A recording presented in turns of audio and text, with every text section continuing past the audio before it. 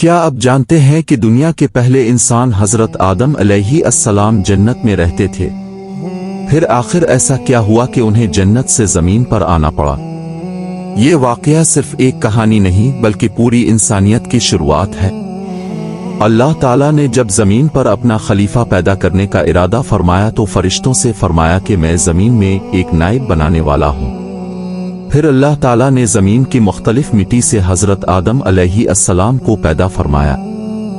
جب ان کا جسم مکمل ہو گیا تو اللہ تعالیٰ نے اپنی قدرت سے ان میں روح پھونک دی اور یوں دنیا کے پہلے انسان وجود میں آئے۔ اللہ تعالیٰ نے حضرت آدم علیہ السلام کو بہت سا علم عطا فرمایا، چیزوں کے نام سکھائے اور انہیں ایسی فضیلت دی جو اس وقت کسی اور مخلوق کو حاصل نہ تھی۔ پھر اللہ تعالیٰ نے فرشتوں کو حکم دیا کہ آدم علیہ السلام کو سجد تعظیمی کرے۔ تمام فرشتوں نے فوراً اللہ تعالیٰ کا حکم مان لیا، لیکن ابلیس نے تکبر کرتے ہوئے سجدہ کرنے سے انکار کر دیا۔ اس نے کہا کہ میں آگ سے پیدا ہوا ہوں اور آدم مٹی سے پیدا ہوئے ہیں، اس لیے میں ان سے بہتر ہوں۔ ابلیس کا یہی تکبر اس کی تباہی کا سبب بن گیا اور اللہ تعالیٰ نے اسے اپنی رحمت سے دور کر دیا۔ جاتے جاتے ابلیس نے عہد کیا کہ وہ آدم علیہ السلام اور ان کی اولاد کو گمراہ کرنے کی کوشش کرے گا۔ حضرت آدم علیہ السلام جنت میں رہتے تھے۔ اللہ تعالیٰ نے ان کی تنہائی دور کرنے کے لیے حضرت حوا علیہ السلام کو پیدا فرمایا۔ اب دونوں جنت کی بے شمار نعمتوں سے فائدہ اٹھاتے تھے۔ نہ وہاں بھوک تھی، نہ پیاس، نہ گرمی اور نہ کوئی تکلیف۔ اللہ تعالیٰ نے انہیں اجازت دی کہ جنت میں جہاں سے چاہیں کھائیں پیئیں اور آرام سے رہیں، لیکن ایک خاص درخت کے قریب جانے سے منع فرما دیا۔ ابلیس کو یہی موقع چاہیے تھا۔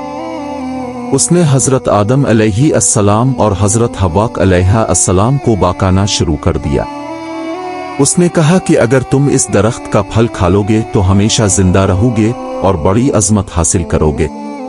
وہ مسلسل وسوسے ڈالتا رہا اور اپنی بات کو سچ ثابت کرنے کے لیے قسمیں بھی کھاتا رہا۔ آخرکار حضرت آدم علیہ السلام اور حضرت حوا علیہ السلام اس دھوکے میں آ گئے اور اس درخت کا پھل کھا لیا۔ جیسے ہی انہوں نے پھل کھایا، انہیں فوراً اپنی غلطی کا احساس ہو گیا۔ ان کے دل ندامت سے بھر گئے۔ انہوں نے اپنی خطا پر اصرار نہیں کیا بلکہ فوراً اللہ تعالیٰ کے حضور جھک گئے اور معافی مانگنے لگے۔ انہوں نے دعا کی کہ ہمارے رب، ہم نے اپنی جانوں پر ظلم کیا، اگر تو ہمیں نہ بخشے اور ہم پر رحم نہ کرے تو ہم یقیناً خسارہ پانے والوں میں سے ہو جائیں گے۔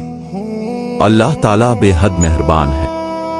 اس نے حضرت آدم علیہ السلام کی توبہ قبول فرما لی، لیکن اپنی حکمت کے مطابق انہیں اور حضرت حوا علیہ السلام کو زمین پر بھیج دیا۔ زمین اب ان کا نیا گھر تھی۔ یہاں انہیں زندگی گزارنی تھی، محنت کرنی تھی، اولاد پیدا ہونی تھی اور اللہ تعالیٰ کے احکام کے مطابق زندگی بسر کرنی تھی۔ حضرت آدم علیہ السلام صرف پہلے انسان ہی نہیں بلکہ پہلے نبی بھی تھے۔ انہوں نے اپنی اولاد کو اللہ تعالیٰ کی عبادت، سچائی، دیانتداری اور نیکی کی تعلیم دی۔ وقت گزرتا گیا، انسانوں کی تعداد بڑھتی گئی اور زمین آباد ہوتی گئی۔ یوں پوری انسانیت کا آغاز حضرت آدم علیہ السلام سے ہوا۔ اس واقعے میں ہمارے لیے بہت بڑا سبق ہے۔ ابلیس تکبر کی وجہ سے اللہ کی رحمت سے محروم ہو گیا، جبکہ حضرت آدم علیہ السلام سے غلطی ہوئی لیکن انہوں نے فوراً توبہ کی، اس لیے اللہ تعالیٰ نے انہیں معاف فرما دیا۔ یہی وجہ ہے کہ اسلام ہمیں سکھاتا ہے کہ انسان سے غلطی ہو سکتی ہے، لیکن کامیاب وہ ہے جو اپنی غلطی مان کر اللہ تعالیٰ کی طرف رجوع کر لے۔